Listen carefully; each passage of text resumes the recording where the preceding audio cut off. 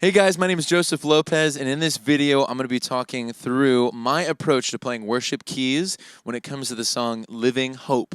So I'm going to be talking about my piano chords. Why do I choose the chords that I choose, and my approach as to putting them into the song in different ways, and also how I use pads and reverbs and synths when playing worship keys to be able to give it atmosphere and space. And so I'm going to be talking through that in this video.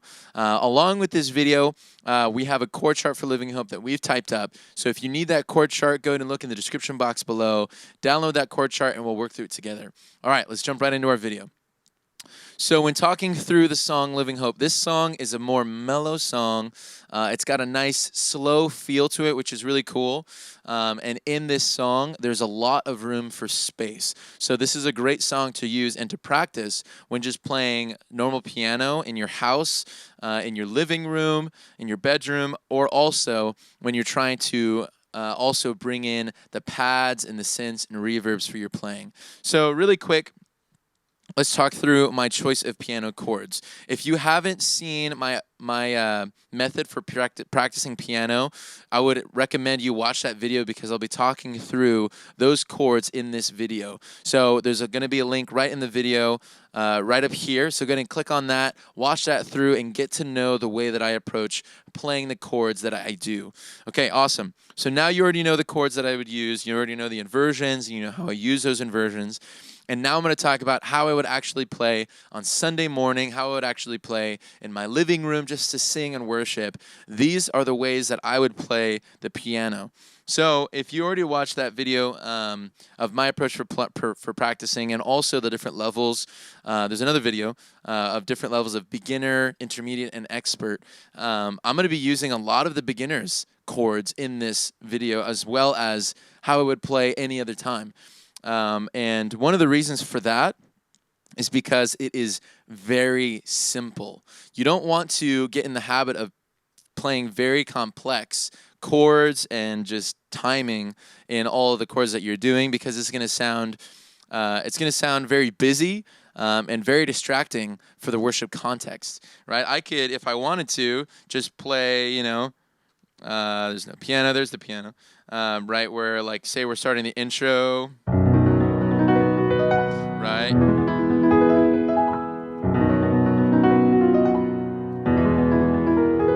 How great thing chasm, right? That's just way too much. It's way too busy. It's not doing anybody any good.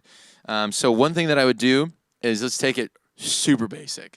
So I'm going to be playing an open fifth. So I'm going to be playing basically my one chord, but leaving out the third. And I'm going to be playing that basically throughout the entire verse. Right, and then with my left hand, I'm just going to be doing simple octave bass chords when it's down here. Or if I bring it up here, I'm going to be playing not the octave, but I'll be playing the low one and the fifth with my pointing finger. And it'll sound like this, or this. So here it is. And with the intro, I'm going to keep my thumb on the one, and with all of my other fingers, play the notes of the intro. And this is one thing that I've come across doing, or that I've come up with doing, that I think is super simple and super easy to play any song, is to do it this way. Okay, great. Let's jump right into it. So for the intro, this is how I would play the chords.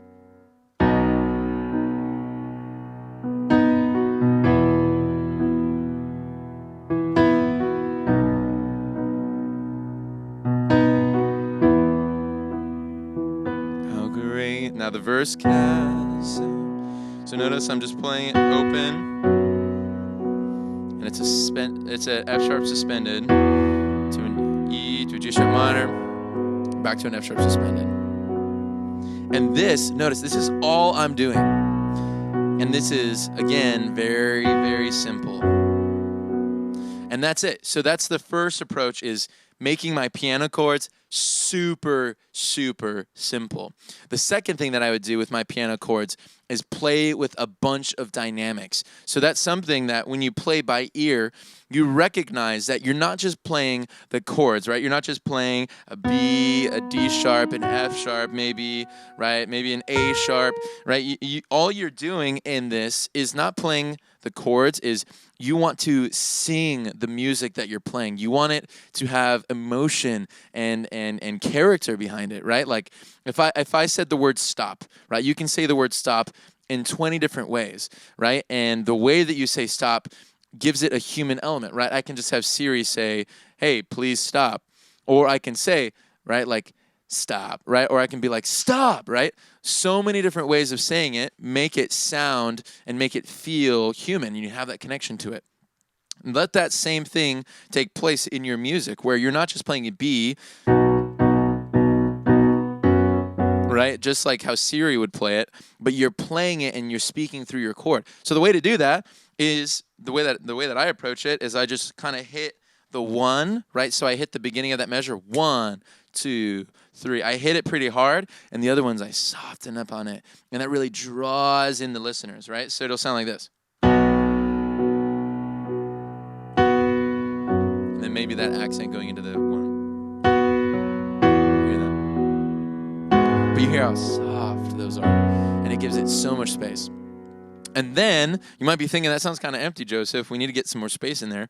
So then I would bring in the reverbs. So if you're using my keyboard template, you're going to be, and you also have a Nano Control 2, these first 2 knobs I've assigned to reverb. So this first one's a kind of a roomy reverb. So that's without any. Here's with it. It's all the way up. So I'm going to turn it to about 1 or 2 o'clock here. Sounds nice. The second one is a longer reverb. So I'm going to turn it up just about to the same amount. It gives it a ton of space. And then now, playing like that will have so much dimension and bigness to it. So it'll sound like this for the verse. How great the chasm may between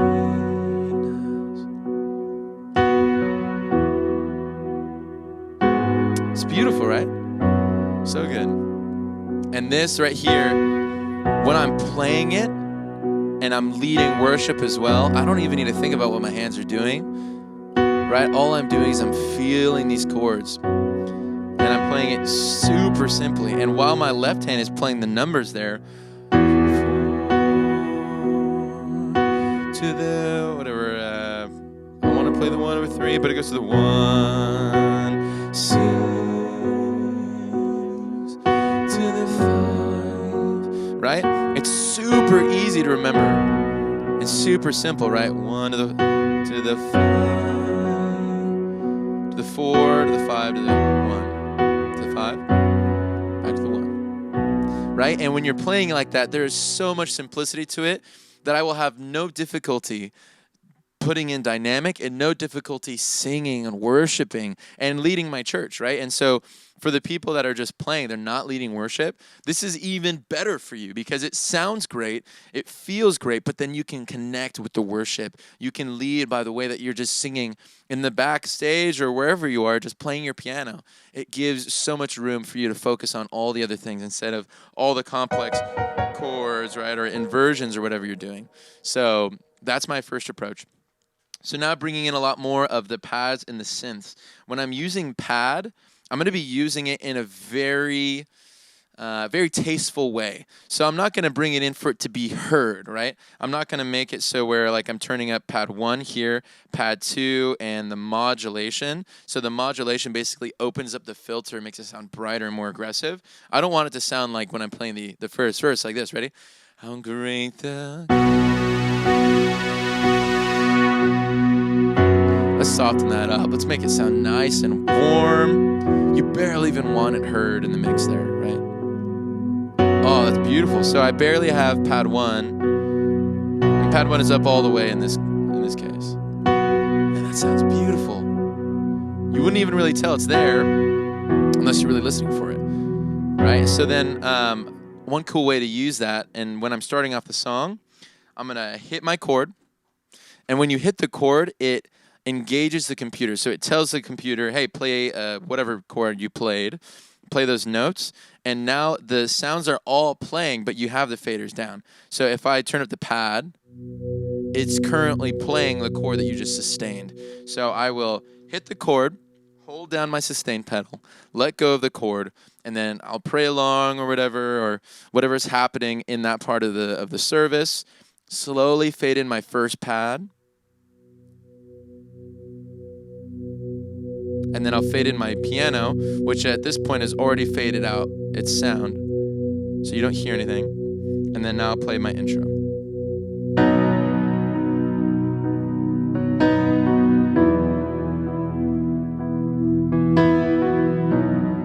Sounds awesome. How great the chasm that lay between us. How high the mountain. And that's perfect. And that right there, honestly, like anyone can do. Right? Super simple, super easy. You don't need to do anything complex to make it sound nice and fit. So now we just say we finish the first verse and say we want to get a little bit more energy going into the second verse. So I'm probably going to keep my playing around the same way that it is, but I'm going to fade in pad 2 just a little bit. And you hear it gets a little bit brighter, a little bit more energy coming in there. Sorry. The God who ages stepped down from glory. And that sounds nice. Yeah. And then once you get to the chorus, that first chorus, I'm probably going to lighten up and take it back to the first verse.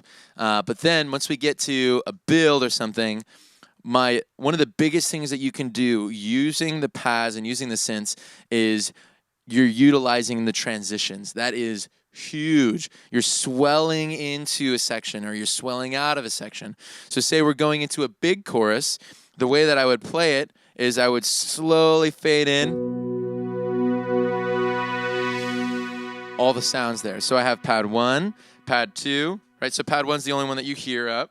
And then I'm going to slowly fade in pad 2. And then this modulation control right here controls pad 2 to make it sound even bigger and brighter and more aggressive. And it'll sound like this.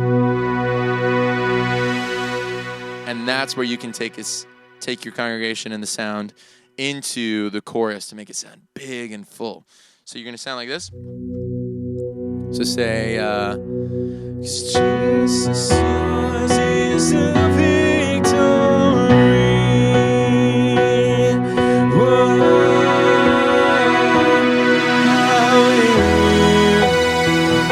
and then I'm just going to hold the same chords. And you'll notice even, since the pads and the synths are doing so much, all I'm doing is I'm playing whole notes. And then maybe even to make it feel bigger after that, play more quarter notes with my right hand. But I'm playing the same thing that I was playing before, but I'm just playing it higher in octave. So instead of playing it down here where I was going, how great the chasm, right, to make it feel bigger, then from this point you can add the high octave. And then from there, you can just play this open fifth up an octave. And then to make that feel bigger, you open it up to another octave. And then I'll integrate some of my inversions in there and also use some keynotes. So like when you're playing the 5, I love the 7. So this is my 5 inversion, right? And I love utilizing that 7 in there. So I'll probably go on the 1 or on the 4 chord going into the chorus. Hallelujah. I'm playing the open 5th with an octave, and then I'm playing a big B chord and just keeping that there, and then playing my 5 chord, and then just taking my high octave and taking that to the 7. And I like keeping this B here. It keeps me centralized, and also I kind of like that dissonance, but if your music director wants you to clean that up, then you can take that to the 7 as well. And then back to the 6. And I'm probably just going to play the same open 5 with the high octave on there as well. So it'll sound like this.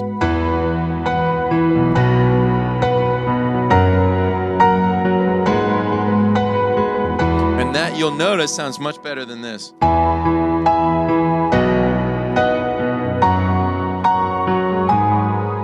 Right? Because it just sounds big and full. Sorry.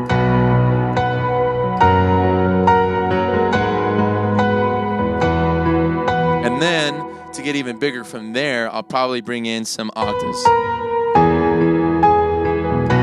octave walks.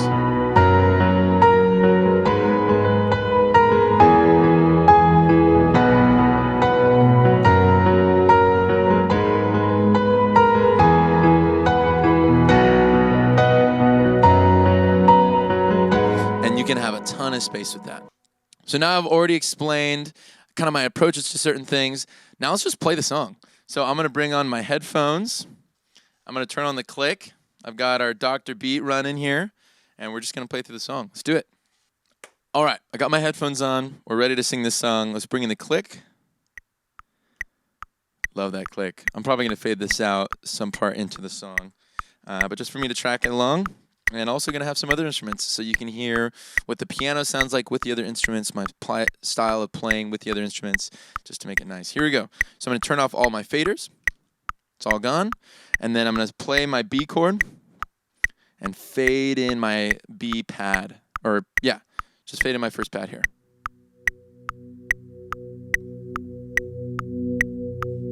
Here we go.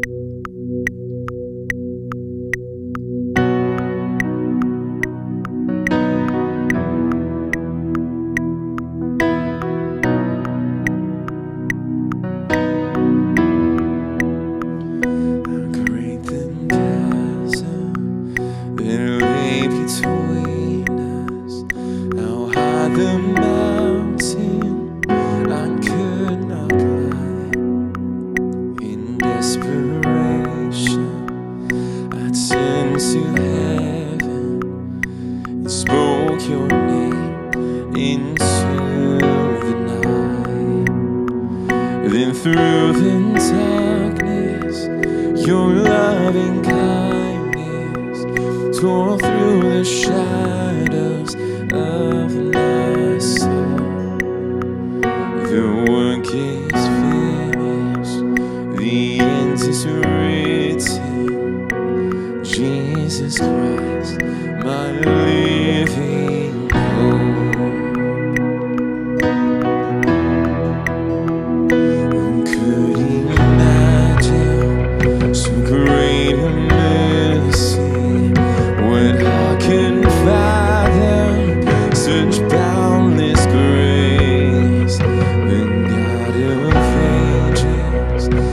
Down from glory to wear my sin and bear my shame.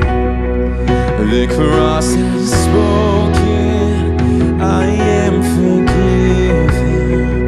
The King of Kings calls me his own. Beautiful Savior, I'm yours forever. Jesus Christ, my living hope. Hallelujah, praise the one who set me free. Hallelujah, death has lost its grip on me. You have broken every chain. There's salvation in your name, Jesus Christ, my living hope. Hallelujah, the one who set me free. Hallelujah, death has lost its grip on me. You have broken every chain. There's salvation in your name, Jesus Christ, my living hope. Then came the morning that sealed the promise. Your bearing body began to breathe out of the silence. The roaring lion declared the grave has no claim on me. Then came the morning that sealed the promise. Your bearing body began to breathe out of the silence. The roaring lion declared the grave